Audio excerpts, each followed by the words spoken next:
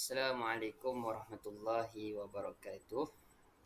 Okay, boleh dengar jelas tak suara?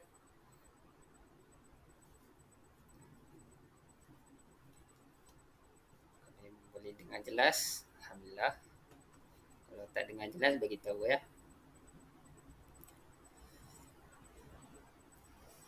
Okay, Assalamualaikum dan selamat sejahtera diucapkan kepada semua. Pada hari ini, saya ingin berkongsi tentang kes Akmar binti Aminuddin lawan Amanah Raya Berhad. Baik, saya ingin mula berkongsi dengan semua tentang salah silah keluarga Akmar binti Aminuddin. Sebelum saya nak teruskan, saya kenalkanlah dulu diri saya ni. Jadi, nama Abdul Aziz bin Muhammad Nasib, nombor metrik DPZ 202024809. Daripada kelas DPZ W6A. Okey,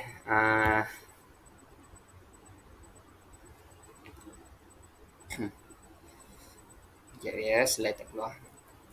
Okey. Jika anda yang tidak tahu apa maksud plaintiff, okey, plaintiff ni adalah mereka yang ingin membuat tuntutan atau permohonan di mahkamah. Plaintiff merupakan di sini plaintiff merupakan anak sulung perempuan kepada Aminuddin dan mempunyai 3 orang lagi adik di bawahnya. Manakala Aminuddin yang merupakan bapa kepada Akmar mempunyai 3 orang lagi adik-beradik dan merupakan anak kepada Mio Yusof. Kita boleh simpulkan bahawa Akmar merupakan cucu kepada Mio Yusof. Mio Yusof ni atuk dia lah. Kes ini tercetus berpunca kepada keinginan Akmar binti Aminuddin yang ingin membuat permohonan wasiat dari datuknya untuk bahagian arwah ayahnya. Ayah kepada Akmar iaitu Aminuddin telah meninggal dunia sebelum Mio Yusof meninggal dunia. Okay. Plaintiff telah memfailkan tuntutan permohonan pada 28 September 2010. Plaintiff iaitu Akmar telah menggunakan konsep wasiat wajibah di bawah Seksyen 27 Enactment Wasiat Orang-orang Islam Selangor 1999. Apa yang dimaksudkan dengan di sini, nak bagi tahu apa yang dimaksudkan dengan wasiat. Sebelum saya nak bagi tahu wasiat wajibah tadi, saya nak terangkan dulu apa maksud wasiat. Wasiat berasal dari perkataan wasa yang bererti memerintahkan, menasihatkan, menjanjikan atau pemberian harta selepas mati. Okay. Ahli-ahli fiqh iaitu daripada mazhab Syafi'i berpendapat dari segi bahasa, ia berasal dari kata sifat wasa yang bererti menghubungkan atau menyampaikan. Ia bermaksud menghubungkan atau menyampaikan kebaikan yang dilakukan oleh seseorang semasa hidupnya dengan ganjaran pahala selepas dia meninggal dunia. Manakala pada istilah pula, wasiat adalah pemberian atau sumbangan oleh seseorang kepada orang atau pihak lain setelah dia meninggal dunia, sama ada perkataan wasiat itu diucapkan ataupun tidak. Menurut mazhab Syafi'i, wasiat ialah pemberian suatu hak yang boleh dilaksanakan selepas berlakunya kematian pewasiat, sama ada dengan menggunakan lafaz atau tidak. Manakala menurut Abdul Karim Zaidan, wasiat ialah memberi milik kepada seseorang secara sukarela yang dilaksanakan selepas kematian pewasiat, sama ada benda atau manfaat. Okay. Ada juga fuqaha yang mentakrifkan wasiat sebagai suatu pemberian oleh seseorang kepada pihak yang lain, sama ada benda, hutang atau manfaat untuk dimiliki oleh penerima wasiat dan akan pemberian tersebut selepas kematian pewasiat tersebut. Baiklah, sekarang ni saya nak terangkan maksud wasiat wajibah pula. Wasiat wajibah merupakan pemberian harta pusaka kepada cucu yang kematian ibu atau bapa sebelum kematian datuk atau nenek. Okey. Mudah kan nak faham apa itu wasiat wajibah? Jadi itu sahaja daripada saya. Saya akan beri sambungan penerangan untuk kawan saya teruskan. Okey, dipersilakan.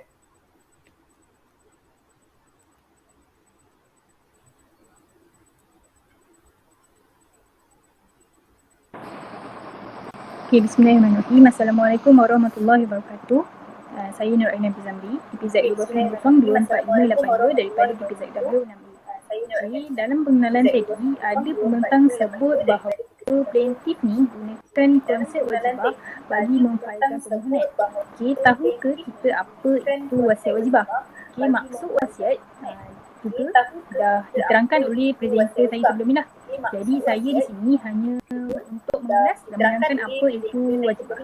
Okay, wajibah ni merupakan pemberian harta pusaka kepada cucu yang kematian ibu ataupun bapa. Okay, salah satu bapa ataupun ibu sebelum daripada kematian datuk maupun nenek.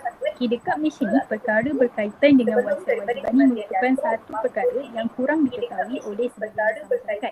Mungkin termasuk dengan kita ni yang orang cakap generasi Y.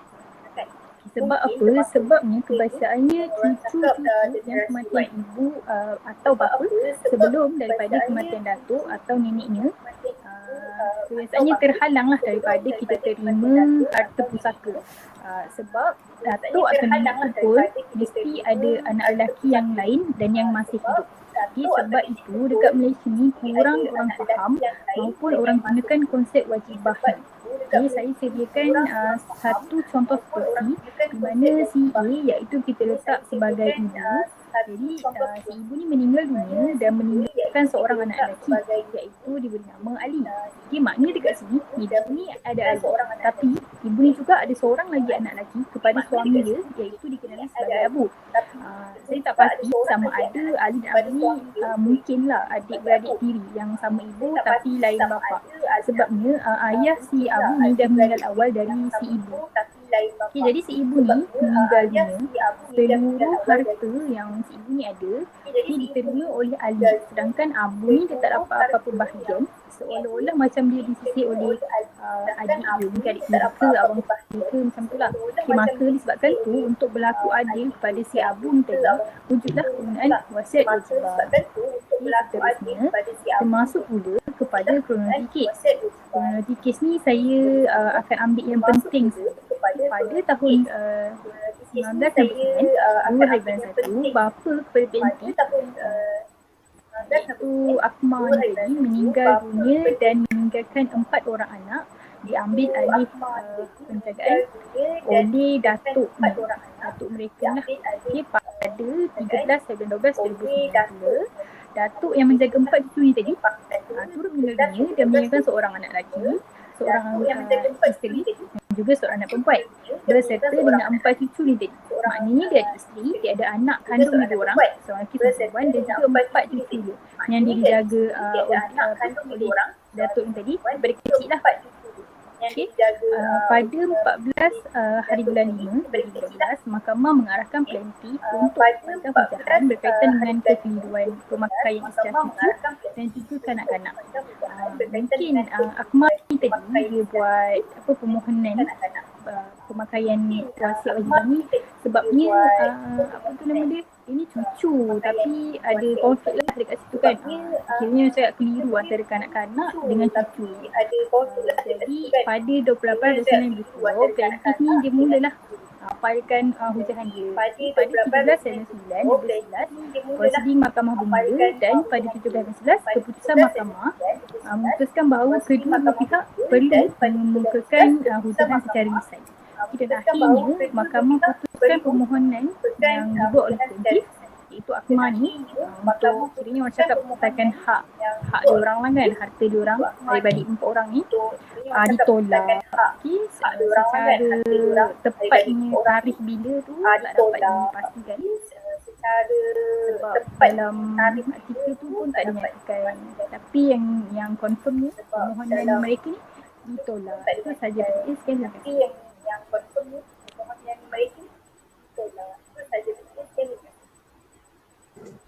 Assalamualaikum warahmatullahi wabarakatuh. Dengar tak suara saya? Assalamualaikum warahmatullahi wabarakatuh. Dengar tak pada hari ini, terlebih dahulu saya memperkenalkan diri saya sendiri, iaitu pada hari ini Nur Ain binti Nur Azli dari kelas BZW5A, nombor matrik STVZ2024769. Pada hari ini saya akan membentangkan harta pusaka yang terlibat, waris yang terlibat dan juga akta yang berkaitan. Saya akan menerangkan terlebih dahulu harta pusaka yang terlibat. Allahyarham Mio Yusof telah meninggalkan dua jenis harta, iaitu harta ta'ali dan juga harta alih. Untuk harta ta'ali dia meninggalkan sebanyak 2 ekar tanah.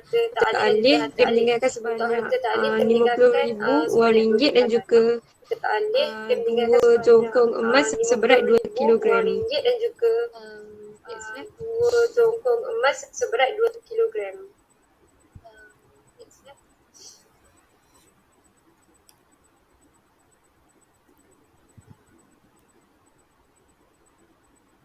Manakala untuk waris yang terlibat kita ada 7 orang waris. Salah satunya ialah Rubiah, iaitu isteri Allahyarham.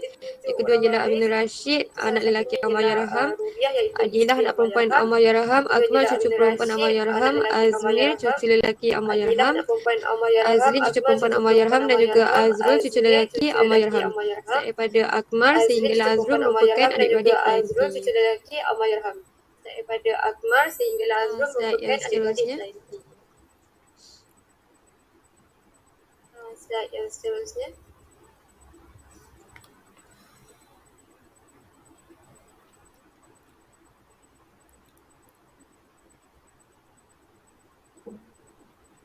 Next, sis. Okay, sorry. Manakala untuk perundangan yang berkait pula ialah yang pertama ialah Enactment Pentadbiran Agama Islam Negeri Selangor tahun 2003 Seksyen 61. Situasi yang berkaitan dengan akta ini ialah Mahkamah tidak berhasrat untuk mengulas isu ini secara terperinci kerana ianya tidak dibantah oleh pihak-pihak di dalam kes ini secara ringkas. Bidang kuasa mahkamah ini terhadap tuntutan yang dibuat oleh plaintiff berdasarkan Seksyen 613 Bil 5, iaitu Mahkamah Tinggi Syariah hendaklah dalam bidang kuasa mahnya dan prosiding jika semua pihak dalam tindakan atau prosiding itu adalah orang Islam dan tindakan atau prosiding itu adalah berhubungan dengan wasiat atau alam semasa marad al-maut di bawah Enactment Pentadbiran Agama Islam Negeri Selangor tahun 2002. Oleh itu, berdasarkan undang-undang yang dikemukakan, maka mahkamah bersetuju dengan hujah plaintiff bahawa mahkamah ini berbidang kuasa untuk mendengar dan memutuskan tuntutan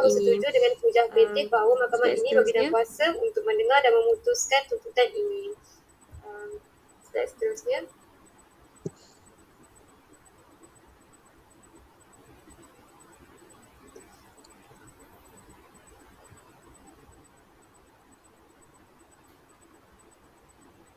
Akta yang kedua pula ialah Enactment Wasiat Orang Negeri Selangor pada tahun 1999, Seksyen 2 dan juga Seksyen 27. Seksyen 2 merujuk pada orang yang berhak menerima wasiat wajibah tersebut sebagai kanak-kanak dan bukannya cucu.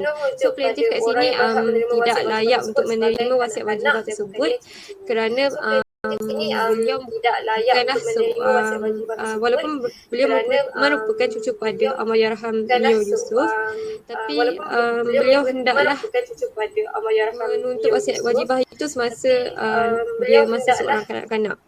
Untuk Seksyen 27 pula memperuntukkan bahawa cucu daripada anak lelaki si mati yang telah terlebih dahulu meninggal dunia sebelum si mati mempunyai hak untuk wasiat wajibah. Sebelum si mati mempunyai hak untuk wasiat wajibah. Syarat kelayakan untuk wasiat wajibah ni dia mestilah macam mana ni sorry hilang kata-kata pula. Dia mesti mendapat kadar 1/3 daripada harta waris tu, dan juga dia tidak layak untuk menerima wasiat wajibah sekiranya Allahyarham Yusuf tu telah wasiatkan harta pusaka dia kepada cucu-cucunya. Slide seterusnya. Slide seterusnya.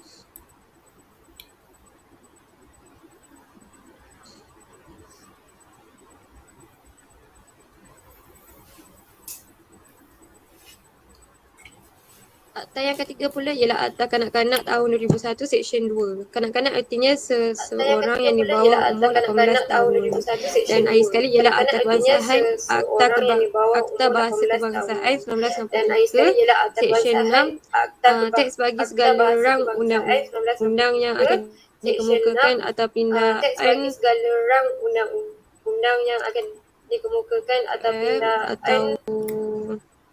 atau pindaan-pindaan kepadanya yang agama dan segala perundangan kecil yang dikeluarkan oleh kerajaan persekutuan, segala enakmen dan perundangan kecil yang dikeluarkan oleh mana-mana kerajaan negeri dan segala ordinan yang diisytiharkan oleh Yang di-Pertuan Agong hendaklah dalam bahasa kebangsaan dan dalam bahasa Inggeris, dan teks dalam bahasa kebangsaan itulah sahih, melainkan jika Yang di-Pertuan Agong menetapkan sebaliknya sama ada secara am atau bagi mana-mana undang-undang atau jenis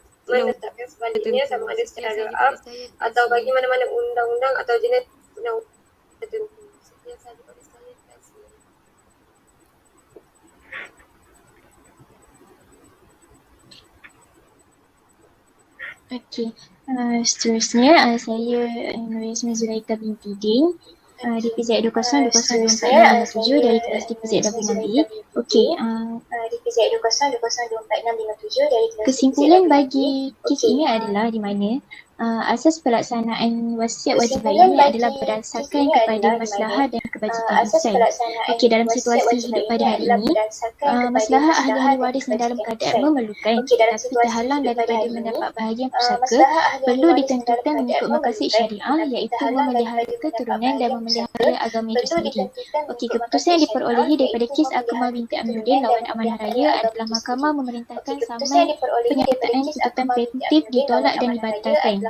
Maka dengan itu, plaintiff dan adik-beradiknya tidak layak mendapatkan wasiat tersebut, manakala isteri dan anak-anak kepada si mati iaitu Allahyarham Yusuf sehajanya layak mendapatkannya walaupun salah satu syarat ada disebutkan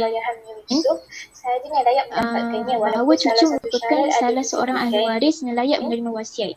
Okey, sungguh pun begitu, pengagihan dan penyerahan wasiat akan menghadapi masalah sekiranya ahli waris yang merupakan anak kepada pewasiat meninggalnya sebelum kematian wasiat. Sehubungannya itu, pewasiat perlu menyediakan hibah sebelum pewasiat meninggalnya bagi memudahkan urusan dan supaya tidak berlaku salah faham di antara ahli keluarga.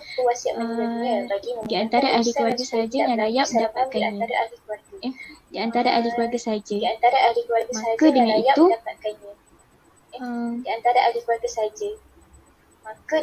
Maka dengan itu, setelah pewasiat menyediakan hibah sebelum kematian pewasiat, ini adalah untuk memudahkan urusan dan supaya tidak berlaku salah faham di antara ahli keluarga. Seperti yang telah diterangkan oleh kawan saya sebelum ini pun, syarat untuk mendapatkan wasiat adalah berumur 18 tahun ke bawah, iaitu kanak-kanak. Sebab plaintiff dan adik-beradik dia telah pun dewasa dan mereka tidak layak. Memang layak pun maybe mungkin dapat sikit je. Macam itulah. Okey, sekian itu saja daripada konten kami. Terima kasih.